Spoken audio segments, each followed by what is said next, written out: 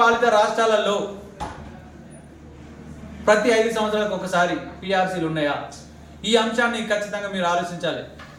BJP పాలిత రాష్ట్రాలలో constitution ప్రకారం రావాల్సిన పిఆర్సీ హక్కులను 10 ఏళ్లకు ఒకసారి ఇస్తుంది. అదే కాంగ్రెస్ పాలిత రాష్ట్రాలలో కావచ్చు, లేకపోతే సౌత్ రాష్ట్రాలలో ప్రతి 5 సంవత్సరాలకు ఒకసారి పిఆర్సీ ఇస్తుంది. ప్రతి ఉద్యోగస్తులకు అలవెన్సెస్ ఇస్తుంది. ఈ విషయంలో కూడా కొంతమంది బీజేపీ ఆర్ఎస్ మనువాదం కలిగిన కొంతమంది ఉద్యోగస్తులు యువతను పెడదారి పట్టిస్తున్నారు. ఎంతమందికి ప్రభుత్వ ఉద్యోగాలు ఇచ్చిండ్రు మోడీ అనే అంశాన్ని ఖచ్చితంగా మీరు సమాజానికి తెలియజేయాల్సిన అవసరం ఉంటుంది. మనం ఓటేద్దాం, మీకు నచ్చిన పార్టీకి మీరు ఓటేస్తారు. మరి మీకు నచ్చిన పార్టీ మీకు ఏం చేసింది? సగటు ఉద్యోగస్తునికి ఏమి ఇచ్చింది? సగటు పౌరునికి ఏమి ఇచ్చింది? ఫస్ట్ మేధావి వర్గమైన ఉద్యోగస్తులు ఖచ్చితంగా మీరు ఆలోచించాలి. మీరు ఉద్యోగస్తులు నిద్రపోవడం వల్లనే ఈ సమాజంలో పక్కదారి పట్టింది. ఇవాళ పెట్రోలు, డీజిలు, నిత్యావసర సరుకులు ఈ పెరుగుదల, ఈ అంశంలో మీరేం ప్రశ్నించారని చెప్పి నిన్న నాకు మిత్రుడు కలిసిండు. ఎన్ని ధరలు పెంచినా మేము సంపాదించి కడతామంటే సంపాదించే మార్గాలే లేవు కదా. 20 కోట్ల చిన్న తరహా పరిశ్రమలు మూతపడ్డాయి మన మోడీ గారి పాలనలో. ఈ అంశం ఆలోచించిన వాళ్ళు ఎవరు? 20 కోట్ల చిన్న తరహా పరిశ్రమలు అంటే ఎంతమంది ఉపాధి కోల్పోయినాం? ఈ అంశాన్ని కూడా ఆలోచన. మీ ఇంటికి ఒక ఉద్యోగానికి జీతం వస్తే కాదు, సమాజం కూడా బాగుండాలి. అందుకని రేపు పోస్టల్ బ్యాలెట్లు ఖచ్చితంగా మనువాద బీజేపీ కావచ్చు, ఆర్ఎస్ఎస్ భావజాలను కావచ్చు, ఉద్యోగాలు లేకుండా ఆకలి చంపుకోవడానికి జై శ్రీరామ్ నినాదాలు ఇచ్చి మనల్ని ఇబ్బంది పెడుతున్న బీజేపీ కావచ్చు, తగిన మూల్యం చెల్లించాలి, తగిన బుద్ధి చెప్పాలంటే ఖచ్చితంగా మీరు చూజ్ చేసుకోవాలి, చేయి గుర్తుగా ఓటేయాలని చెప్పి చెప్తున్నా. సేమ్ టైం ఇప్పుడు నిర్ణయాల రిజర్వేషన్ విషయంలో మా ముఖ్యమంత్రి గారి మీద కూడా బీజేపీ అమిత్ షా ఒక కేసు పెట్టిండు. మీరు మొదటి నుంచే ఆర్ఎస్ఎస్ పుట్టిన కాంచేలే ఇక్కడ ఉన్న ఎస్సీ ఎస్టీ బీసీల ఎదుగుదలకు వ్యతిరేకులు.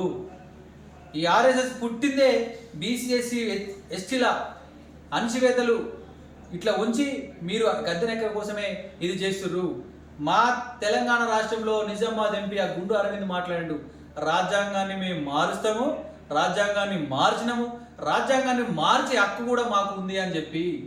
నేను అదే బీజేపీ ఎంపీలకు కావచ్చు, ఇలా బీజేపీ ప్రధానమంత్రి కూడా చెప్తున్నా. బీజేపీ ప్రధానమంత్రి ఉన్న ఇప్పుడు ప్రధానమంత్రి నరేంద్ర మోడీ గారు, మీరు తేలి సామాజిక వర్గము, మీరు కూడా అంటరాని సామాజిక వర్గమే. తర్వాత 99లో మీరు బీసీల జాబితాలోకి వెళ్ళిరు. ఇదే రాజ్యాంగం లేకపోతే మీకు ఓటకు లేదు, ఇదే రాజ్యాంగం లేకపోతే మీరు ప్రధానమంత్రి కాలేరు. ఇలా అరవింద్ గారు కూడా రాజ్యాంగం ఉంది కనుకనే మీ నాన్నగారు మంత్రి అయ్యారు, మీరు ఎంపీ అయ్యారు, ఈ స్థాయి వరకు ఉన్నారు. బీసీ రిజర్వేషన్ మార్చడానికి కుట్ర చేసే బీజేపీ మీరు మద్దతు చేయడం, నిజంగా మీరు రిజర్వేషన్ మార్స్తామని చెప్తుంటే అంశాన్ని ప్రజలకు తెలియజెప్పిన మా ముఖ్యమంత్రి గారి మీద కేసులు పెట్టి తప్పించుకోవడం చూడడం, మీరు నరాంతక వ్యవహారాలు చేస్తున్నారు. ఇది ప్రజలు గమనిస్తున్నారు. రాజ్యాంగాన్ని కనుక మారిస్తే భారతదేశంలో మళ్ళీ అణచివేతలు, మళ్ళీ బానిసత్వం మొదలవుతుంది. యువత మేల్కోవాలి.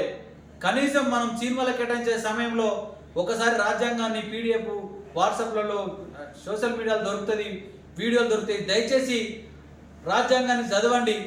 ఆర్టికల్ 340 ద్వారానే బీసీ రిజర్వేషన్లు ఇచ్చారు.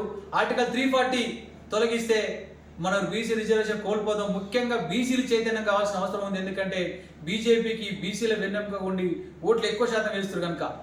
అదేవిధంగా బీజేపీ పాలిత రాష్ట్రాల్లో ప్రధానమంత్రి నాయకత్వంలో ఎంత విధ్వంసాలు జరుగుతున్నాయి, మహిళల మీద అత్యాచారాలు, హత్యలు ఎన్ని జరుగుతున్నాయని చూసినాం. మొన్న మణిపూర్ ఘటన చూసినాం. బహిరంగంగా భారత మాతను బట్టలు లేకుండా ఊరేగించిన బీజేపీ ఈరోజు మళ్ళా భరతమాత నినాదాలు ఎత్తుకొని జై శ్రీరామ్ నినాదంతో మనం ముందుకు వస్తుంది. 10 సంవత్సరాలు మనం అవకాశం ఇచ్చినాం.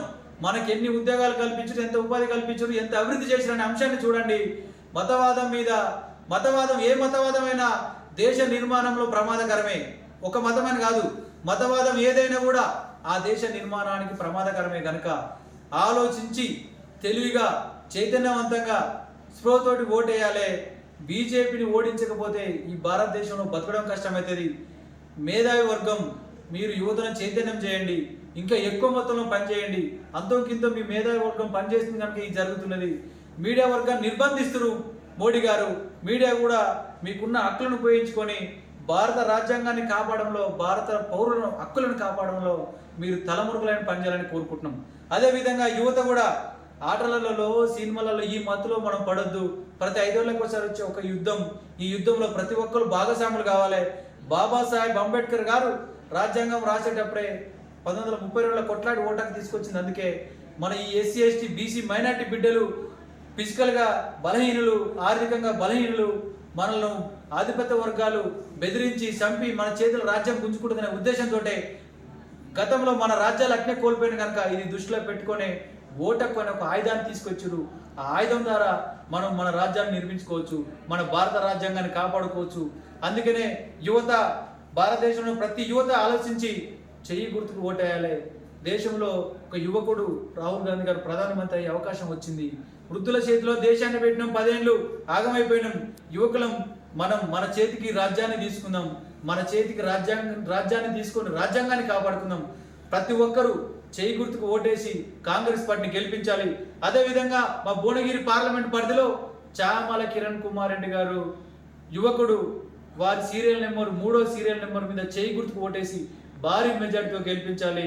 ఇక్కడ మనకు యువకులు ఆదర్శంగా ఉంటారు. చామల కిరణ్ కుమార్ రెడ్డి గారు, మన యువ నాయకత్వం నుంచి ముఖ్యమంత్రి గారు రేవంత్ రెడ్డి గారు ఉన్నారు.